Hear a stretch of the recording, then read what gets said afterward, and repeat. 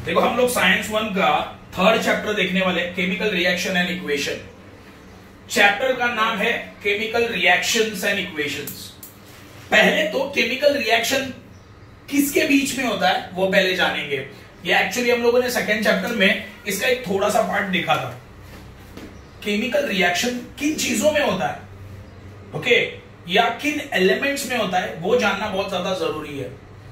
तो हमेशा याद रखना, ऐसे एलिमेंट्स जिनका आउटर मोस्ट शेल इनकम्प्लीट है, उनके बीच में ही केमिकल रिएक्शन होता है।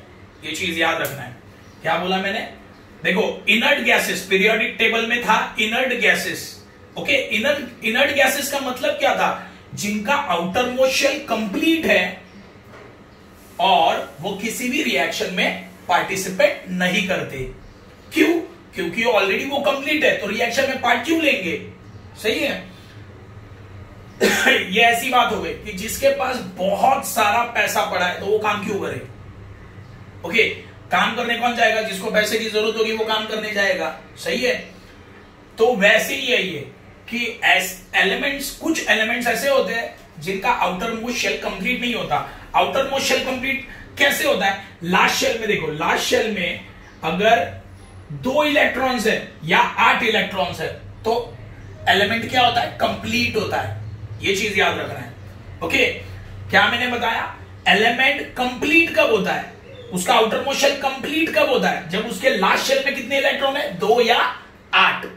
ओके, 18 भी हो सकता है, 32 भी हो सकता है, लेकिन तुम लोग इतना ही याद रखो, कोई भी एटम कंप्लीट कब होगा? जब उसके लास्ट शेल में कितने इलेक्ट्रॉन होंगे? 2 या 8। तो ऐसा एलिमेंट केमिकल रिएक्शन में पार्टिसिपेट नहीं लेगा। ये चीज याद रखना है। For example, inert gases, argon, neon, ये इनर्ट गैसेस है जो केमिकल रिएक्शन में पार्ट नहीं लेते। क्यों? क्योंकि उनका आउटर मोस्ट शेल कंप्लीट है, उनके लास्ट शेल में 2 या 8 इलेक्ट्रॉन ऑलरेडी है, मतलब वो गैस कंप्लीट है। ओके, तो वो किधर भी पार्टिसिपेट नहीं करेंगे। ऐसे एलिमेंट्स जिनके लास्ट शेल में 2 या 8 इलेक्ट्रॉन्स नहीं है वो केमिकल रिएक्शन में पार्ट ले सकते हैं। ओके, फॉर एग्जाम्पल देखो, कार्बन का एटॉमिक नंबर कितना है? 4। या सोडियम ले लो, सोडियम का एटॉमिक नंबर कितना है उसका? 11। तो इसका इलेक्ट्रॉनिक कॉन्फ़िगरेशन क्या आएगा? पहले शेल में 2, दूसरे शेल में 8 और तीसरे शेल में 1। देखो, लास्ट शेल कंप्लीट है क्या? लास्ट शेल में कितने इलेक्ट्रॉन है? 1। तो ये सोडियम कंप्लीट एलिमेंट है क्या? नहीं है ना। इसको कंप्लीट होना है तो सोडियम को क्या करना है? कंप्लीट होना है खुद को। हर एक एलिमेंट अपने आप को कंप्लीट करने की कोशिश करता है। सही है। देखो, सोडियम का एटॉमिक नंबर क्या है? 11। सही है। तो पहले शेल में कितने इलेक्ट्रॉन जाते हैं? 2, दूसरे में 8 और तीसरे में बचा कितना? 1। देखो, 2 + 8 10, बचा कितना? 1। लास्ट में 1 आया। तो कैसे होगा ये? पहले शेल में 2, दूसरे शेल में 8, है ना, और तीसरे शेल में 1। बराबर है। तो सोडियम, ये जो एलिमेंट है, ये कंप्लीट है क्या? नहीं, ये कंप्लीट नहीं है। तो सोडियम केमिकल रिएक्शन में पार्टिसिपेट कर सकता है। ओके, अगर ये कंप्लीट होता तो ये केमिकल रिएक्शन में पार्टिसिपेट नहीं करता। ओके, तो ये चीज तो क्लियर हो गई। ओके, केमिकल रिएक्शन में ये एलिमेंट करते क्या है? एटम, देखो, इलेक्ट्रॉन्स को एक तो डोनेट करते हैं, या इलेक्ट्रॉन्स को एक्सेप्ट करते हैं, या इलेक्ट्रॉन का शेयरिंग करते हैं। ये चीज याद रखना है, समझे। फॉर एग्जाम्पल, सोडियम, ओके, क्या था? 2,8,1। देखो, सोडियम केमिकल रिएक्शन में पार्टिसिपेट करेगा। क्यों करेगा? क्योंकि इसके लास्ट शेल में कितने इलेक्ट्रॉन है? 1। कितने चाहिए थे? 2 या 8। अगर 2 या 8 होते तो सोडियम केमिकल रिएक्शन में पार्टिसिपेट नहीं करता। किसी के साथ भी उसको अगर मैंने मिक्स कर दिया तो ये कोई रिएक्शन ही नहीं करेगा। क्यों? क्योंकि ये खुद कंप्लीट होता। सही है। लेकिन सोडियम के लास्ट शेल में कितने इलेक्ट्रॉन है? 1। मतलब सोडियम केमिकल रिएक्शन में पार्टिसिपेट करेगा। क्यों? क्योंकि इसको क्या होना है? कंप्लीट होना है। सोडियम को क्या बनना है, कंप्लीट बनना है। ये कंप्लीट कब होगा, ये कंप्लीट कब होगा, जब इसके पास 2 या 8 इलेक्ट्रॉन होंगे लास्ट में। कितने, 2 या 8। तो सोडियम यही करने की कोशिश करेगा, उसके लास्ट शेल में कितने इलेक्ट्रॉन आना चाहिए, 2 या 8। तो सिंपल लॉजिक है, सोडियम के लास्ट शेल में कितने इलेक्ट्रॉन है, 1। तो 2 होने के लिए कितने कम है, 1। तो ये इलेक्ट्रॉन ले सकता है, मतलब क्या, एक्सेप्टिंग इलेक्ट्रॉन, बराबर है। सोडियम इलेक्ट्रॉन को एक्सेप्ट कर सकता है, सही है। कैसे करेगा, बाय केमिकल रिएक्शन। सोडियम किसी ना किसी के साथ क्या करेगा, रिएक्शन करेगा, और उससे क्या लेगा, 1 इलेक्ट्रॉन ले लेगा, और ये कंप्लीट बन जाएगा। और एक लॉजिक है, देखो सोडियम क्या कर सकता है, 1 इलेक्ट्रॉन को दे भी सकता है, डोनेट भी कर सकता है। अगर उसने किसी को 1 इलेक्ट्रॉन दे दिया, कैसे देगा, बाय केमिकल रिएक्शन। तो कितने इलेक्ट्रॉन बन जाएंगे उसके पास लास्ट शेल में, 8। हो गया कंप्लीट। तो देखो इलेक्ट्रॉन डोनेट करने पे, मतलब केमिकल रिएक्शन में होता क्या है, एलिमेंट क्या करता है, अपना इलेक्ट्रॉन एक तो देता है या तो लेता है। ये चीज याद रखना है तुम्हें, या इलेक्ट्रॉन का शेयरिंग करता है। ओके, 2 एलिमेंट इलेक्ट्रॉन को शेयर करेंगे। तो केमिकल रिएक्शन में ये होता है। चलो हम लोग अभी आगे देखेंगे क्या दिया है। ये था इंट्रोडक्शन पार्ट, जो इसमें नहीं मेंशन किया है लेकिन मैंने बता दिया है। Chemical reaction, some of the scientists of the 18th and 19th century carried out fundamental experiment on chemical reaction। देखो 18th and 19th century में कुछ साइंटिस्ट लोगों ने क्या किया था, केमिकल रिएक्शंस के ऊपर एक्सपेरिमेंट्स किए थे। समझे, पहला पॉइंट बहुत ज्यादा इजी है। Okay, 18th and 19th century के जो साइंटिस्ट थे, उन्होंने क्या किया, केमिकल रिएक्शंस के ऊपर एक्सपेरिमेंट्स किए। फॉर एग्जाम्पल, तुम्हारे साइंस लैब में एक्सपेरिमेंट्स करते हो, एक्सपेरिमेंट करने के बाद कुछ ना कुछ तो रिजल्ट मिलता है कि नहीं। वैसे ही ये साइंटिस्ट लोगों को भी एक रिजल्ट मिला, ये साइंटिस्ट लोगों को भी क्या मिला, एक रिजल्ट मिला। वो रिजल्ट क्या था, they proved from their experiment that during chemical reaction composition of matter changes and this change remain permanent। देखो एक चीज याद रखना, उन्होंने एक्सपेरिमेंट परफॉर्म किया, ओके, उसके बाद उन्होंने रिजल्ट भी दे दिया। उन्होंने कहा कि जब 2 चीजों में केमिकल रिएक्शन होता है तो वो दोनों भी चीजों का कंपोजिशन चेंज हो जाता है। कंपोजिशन मतलब क्या, फॉर एग्जाम्पल अगर कोई चीज, मतलब अभी मैं कैसे बताऊं, फॉर एग्जाम्पल शुगर, एक एग्जाम्पल देता हूं। शुगर जिन चीजों से बनी है उन्हें बोलेंगे शुगर का कंपोजिशन। ये चीज याद रखना है। एक एग्जाम्पल दे रहा हूं मैं, शुगर जिन चीजों से बनी है उसे बोलेंगे शुगर का कंपोजिशन। ओके, उसमें परमानेंट चेंज आ जाएगा। सही है, मैं क्या बोला समझा।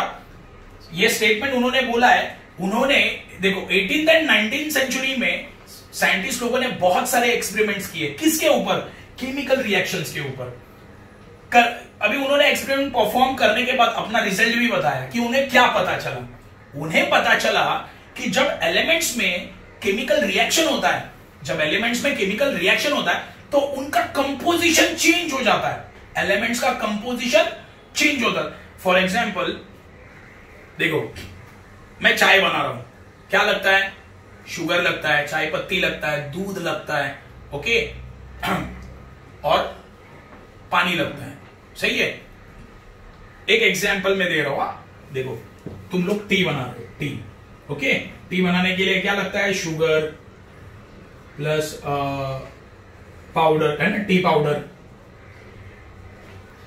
फिर मिल्क और वाटर। अभी तुम लोग ध्यान दो, ये चीज बहुत ज्यादा इंपॉर्टेंट है।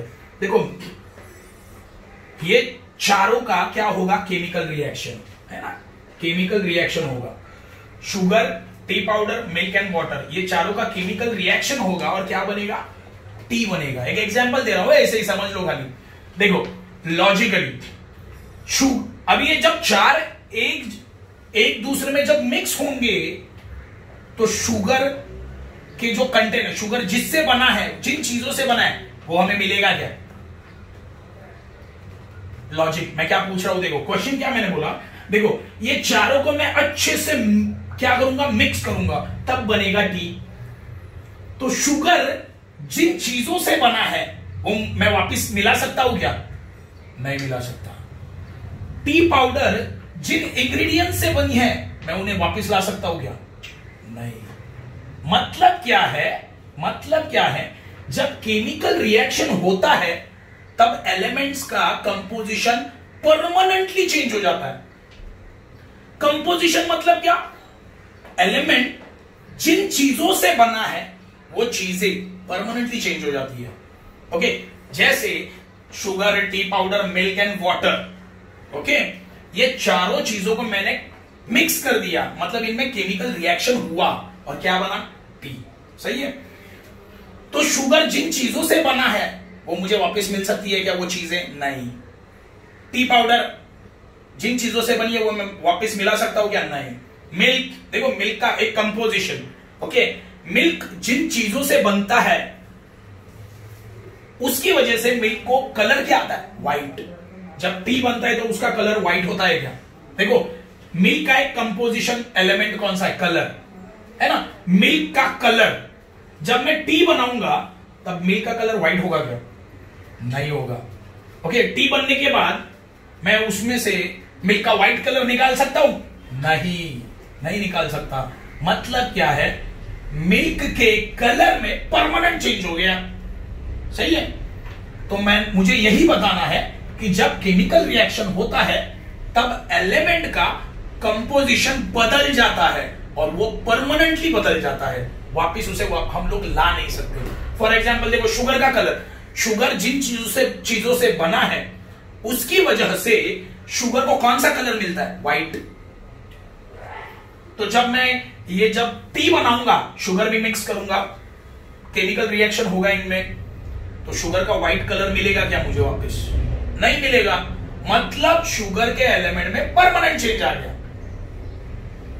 ओके, शुगर के कंपोजिशन में परमानेंट चेंज आ गया। टी पाउडर के कंपोजिशन में परमानेंट चेंज आ गया। मिल्क के कंपोजिशन में परमानेंट चेंज आ गया एंड वाटर के कंपोजिशन में परमानेंट चेंज आ गया। वाटर तो कलरलेस होता है ना, लेकिन टी जब बनता है तब उसको कलर होता है, ब्राउन कलर थोड़ा बहुत, है ना। तो मैं ये टी में से वापस कलरलेस मटेरियल निकाल सकता हूं क्या? नहीं। तो इसे बोलेंगे परमानेंट चेंज। तो सिंपल लॉजिक, ये चीज याद रखना है तुम्हें कि 18th एंड 19th सेंचुरी में साइंटिस्ट लोगों ने बहुत सारे एक्सपेरिमेंट्स किए। अब एक्सपेरिमेंट परफॉर्म किए तो उसका रिजल्ट भी देंगे वो लोग। तो उन्होंने बोला कि जब भी केमिकल रिएक्शन होता है एलिमेंट्स में, तब एलिमेंट्स का कंपोजिशन परमानेंटली चेंज हो जाता है। जैसे शुगर का चेंज हुआ है ना, देखो ये सब मिक्स किया, टी बना, तो शुगर का कलर मुझे वापस मिल सकता है क्या? नहीं।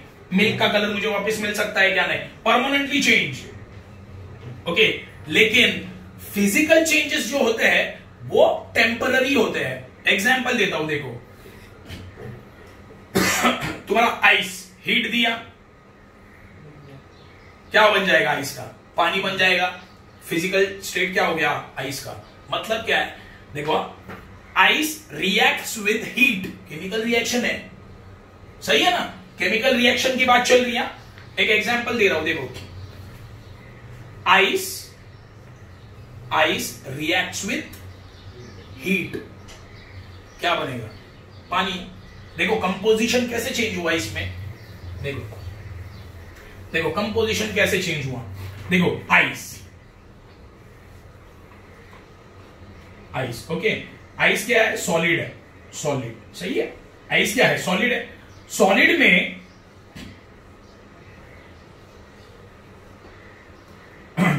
देखो ये जो प्रॉपर्टी बता रहा हूं ना, ये सबको पता रहेगा शायद। देखो सॉलिड में जो भी सब्सटेंस होते हैं वो एक दूसरे के क्या होते हैं? बहुत ज्यादा करीब होते हैं, इसलिए सॉलिड को क्या मिलता है? शेप मिलता है। सही है।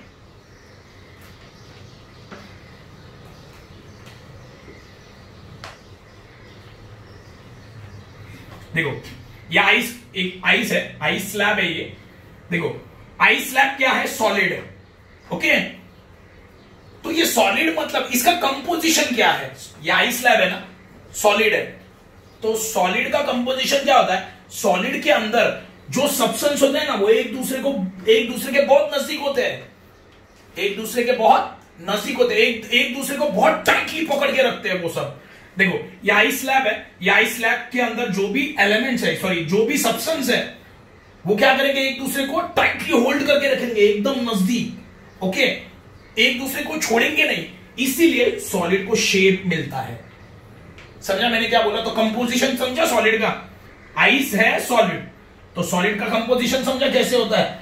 देखो सॉलिड चीज के अंदर जो भी मटेरियल होता है, जो भी सब्सटेंस होता है, वो एक दूसरे के बहुत ज्यादा नजदीक होते हैं। देखो सब एक दूसरे के नजदीक है ना, और एक दूसरे को टाइटली होल्ड करके रखते हैं, इसीलिए सॉलिड को शेप मिला, इसीलिए आइस स्लैब को क्या है, शेप है। अभी देखो मैं इसको हीट दे रहा हूं, क्या दे रहा हूं, हीट दे रहा हूं। ओके, तो ये क्या होगा, देखो ice slab reacts with heat, ice slab reacts with what, heat. क्या बनेगा, वाटर। ओके, पानी बना। ओके, इसका पानी बना। अभी पानी में जो सब्सटेंस होते हैं, मतलब पानी का कंपोजिशन देखो, पानी का कंपोजिशन देखो।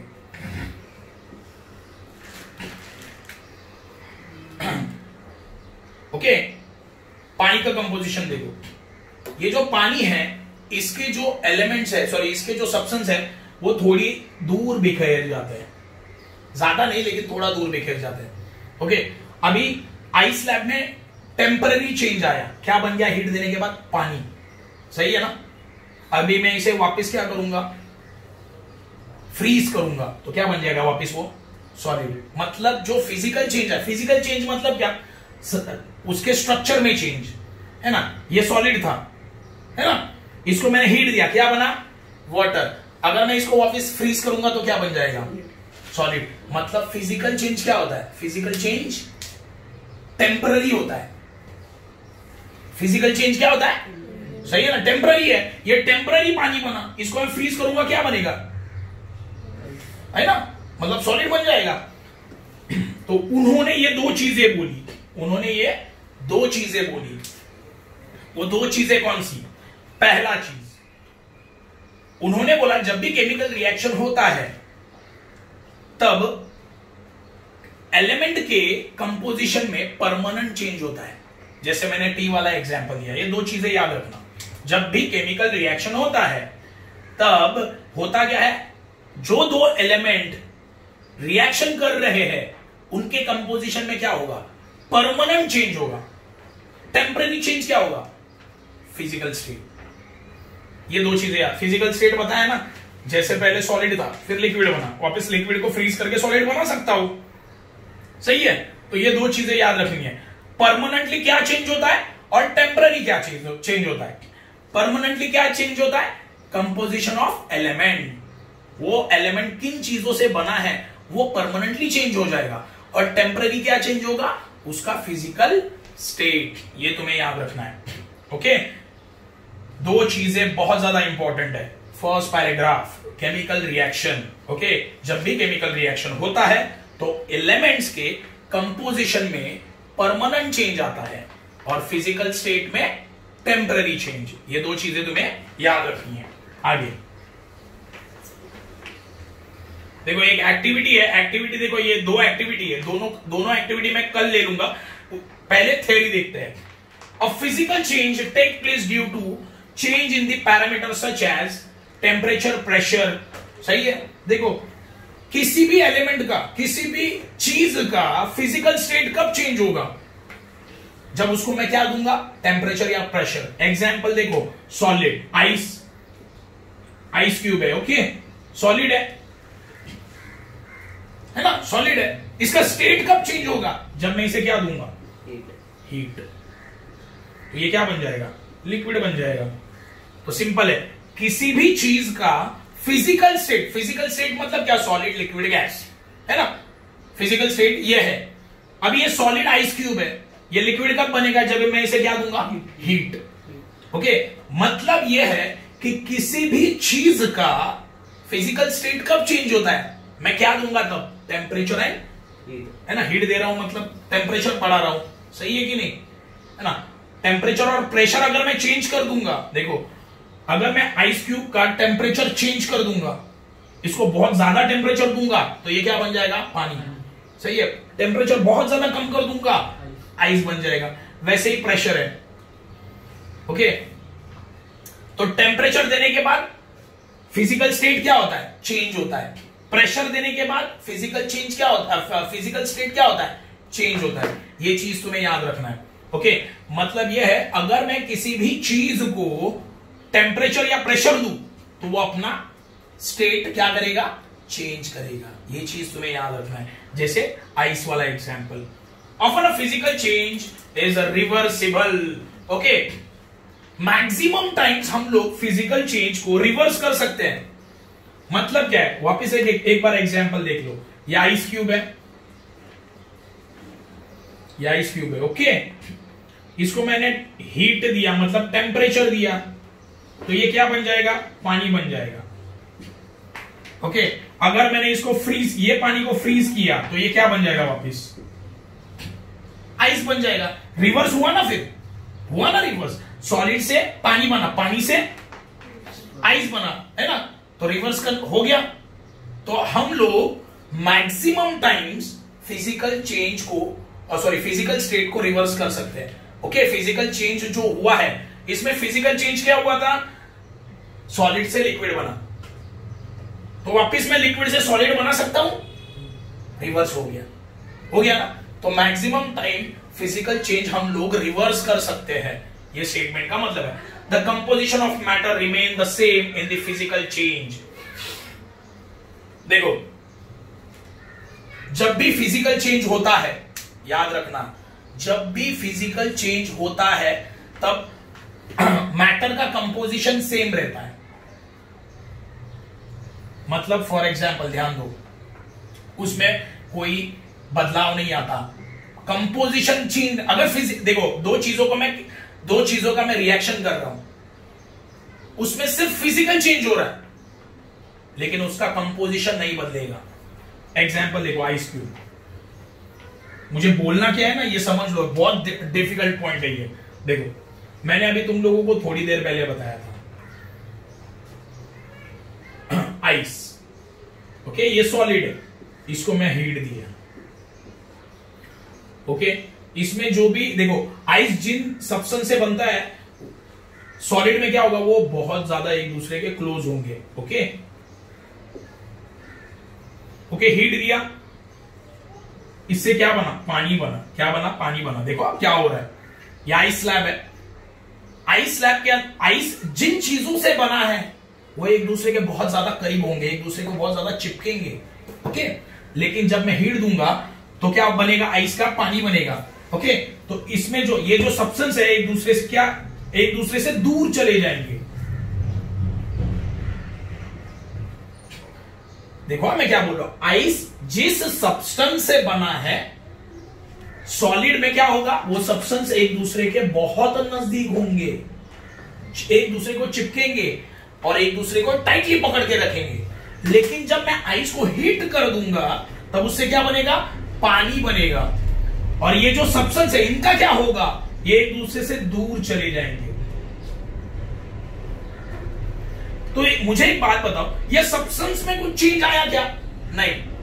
किधर आया? सब्सटेंस है, यहां पे भी सब्सटेंस वही है ना, यहां पे भी सब्सटेंस है, बस एक दूसरे के करीब थे, यहां पे एक दूसरे के दूर है।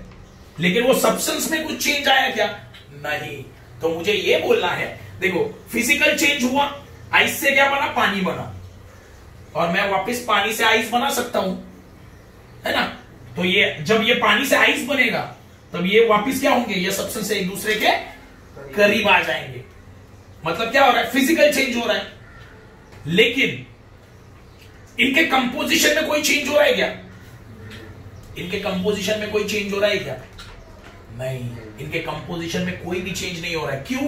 क्योंकि देखो, इसमें जो आइस जिस सब्सटेंस से बना है, सॉलिड में वो एक दूसरे के करीब होते हैं और लिक्विड में एक दूसरे के दूर होते हैं। सही है?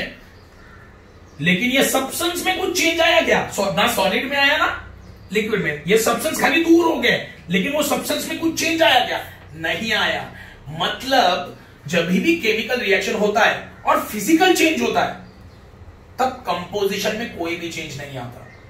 ये चीज याद रखना, समझा? अगर देख फॉर एग्जांपल तुम्हारा आइस, ओके, इसमें क्या हुआ? आइस के जो सब्सटेंस है वो एक दूसरे के करीब है, इसको या आइस को मैंने हीट कर दिया, क्या बना? लिक्विड बना। ओके, तो सब्सटेंस क्या हो गया? लिक्विड में दूर हो गए एक दूसरे से, बस इतना ही हुआ है। लेकिन वो सब्सटेंस में कोई चेंज आया क्या? नहीं। मतलब मुझे ये पता चला कि जब फिजिकल चेंज होता है तब सब्सटेंस में, मतलब कंपोजिशन में कोई भी चेंज नहीं आता। ये चीज याद रखना है, बहुत ज्यादा इंपॉर्टेंट है। For example, ice is transform into water on heating and water is transform into ice on cooling. On the contrary, if the composition of matter changes during a process, then it is called chemical change.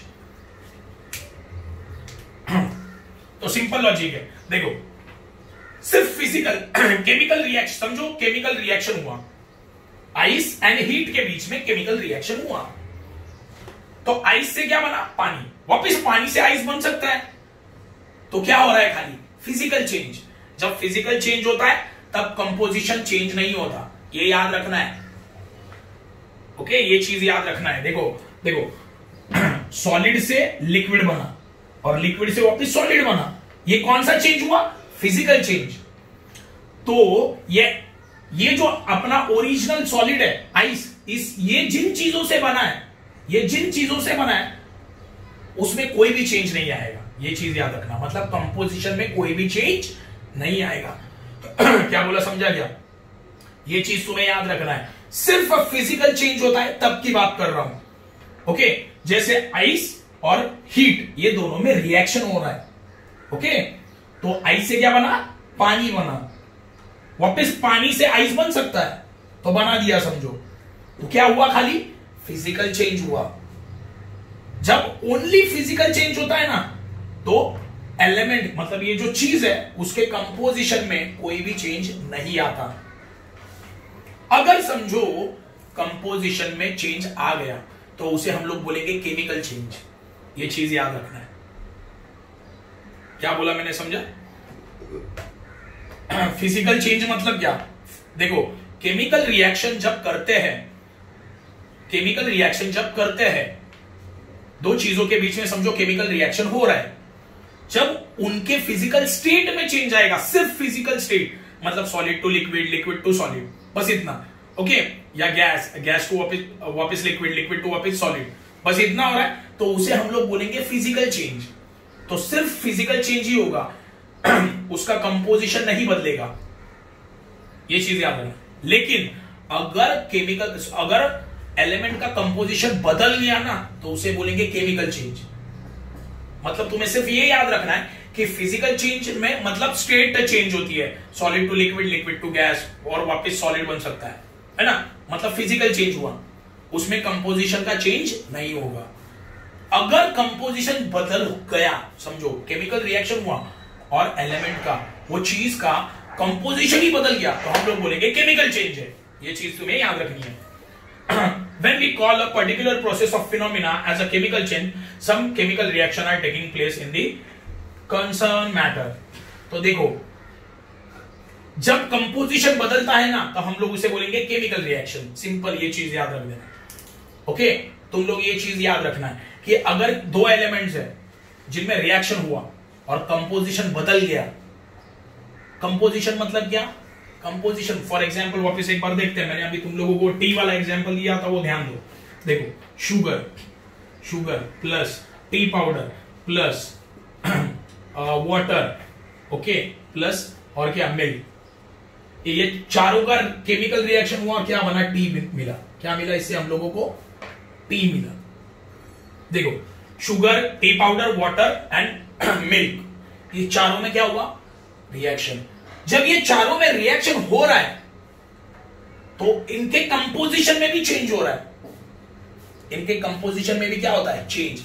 मतलब एक example, sugar का colour होता है white, okay, है ना? जब ये चारों के साथ मिक्स होगा ना शुगर, ये तीनों के साथ मिक्स होगा शुगर, तो उसका व्हाइट कलर रहेगा क्या? नहीं। और वो व्हाइट कलर टी बनने के बाद मैं शुगर का व्हाइट कलर निकाल सकता हूं क्या? उसमें से शुगर निकाल सकता हूं क्या व्हाइट कलर के साथ? नहीं निकाल सकता। इसका मतलब क्या है? शुगर का कंपोजिशन ही बदल गया। फॉर एग्जाम्पल मिल्क का कलर क्या है? व्हाइट। जब टी बनेगा तब मिल्क का व्हाइट कलर, मैं मिल्क को बाहर निकाल सकता हूं, उसका व्हाइट कलर बाहर निकाल सकता हूं? नहीं निकाल सकता। मतलब मिल्क का कंपोजिशन परमानेंटली बदल गया। तो जब कंपोजिशन बदल जाता है, रिएक्शन होते वक्त कंपोजिशन बदल जाता है, परमानेंटली बदल जाता है, ये याद रखना, कंपोजिशन परमानेंटली बदल जाता है, तो उसे हम लोग बोलेंगे केमिकल रिएक्शन या केमिकल चेंज। ये चीज याद रखना, केमिकल चेंज हुआ इसमें। ये चारों में कौन सा चेंज हुआ? Chemical change. समझे? ये एग्जांपल है, खाली याद रखना। कितने मिनट हुआ? 31। बंद कर दिया।